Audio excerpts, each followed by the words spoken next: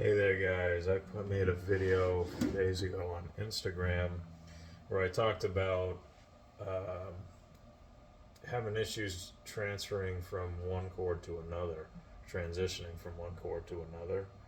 Um, there's some people that can just flawlessly learn the first position chords and they just lift off the fingers, go to the next chord, and they're good. And in my years of teaching now, I've noticed that there are some that just have a little bit harder time finding the ability to move from one chord to another. So this is an exercise that I developed. Um, it has a few rules to it, starting with the fact that whenever you go from one chord to another, you put your fingers in this hand in order from sixth string to first string. So if you're on, let's say, C chord, right? And then you decide, oh, I'm going to a G. The finger order from C to G, if you go to a G, from lowest string, the sixth, to the highest string, the first, is going to be second finger, then first, then third. Because this is the fingering for G. So you would follow this pattern with whatever chords you're having a hard time moving from, and you would apply this to each one. Another example would be G to D. So if you're coming from G and you go to D, from lowest string to highest string, the finger order should be first finger, third finger, and then second finger.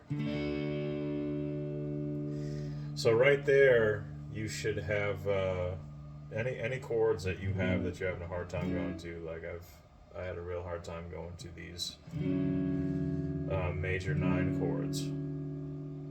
So this is a G major 7 to a D major 9. So what I would do is just, yeah.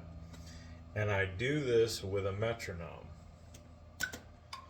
So I turn this on, and I'm just going to go G to C for now, right?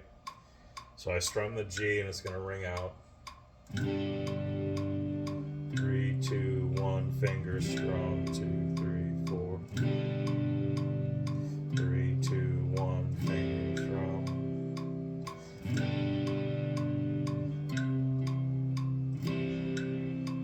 And what you do is you gradually build up the speed till you get to a comfortable spot where you're like, okay, I think I can go back to the song I'm learning.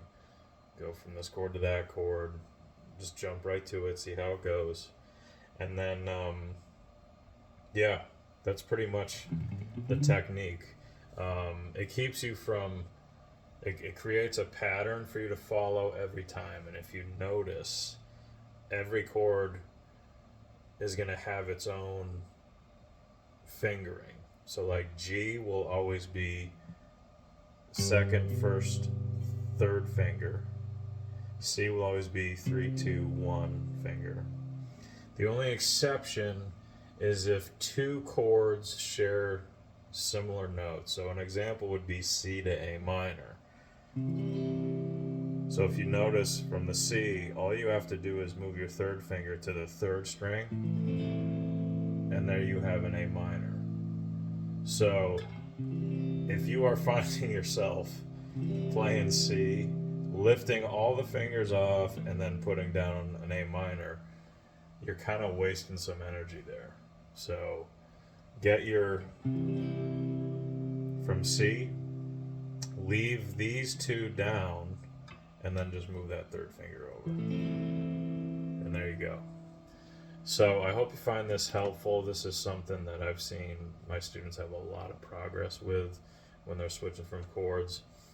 Bar chords are another kind of a bear to deal with, but you would follow that same pattern. And the thing with bar chords is the bar always comes first, and then the fingers fall into place.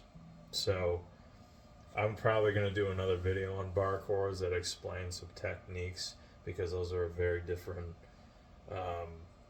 set of technique that I use to get students to be able to play those and get nice clear notes and follow a pattern every time. And okay, hope you enjoyed this. Apply this to your practice regimen.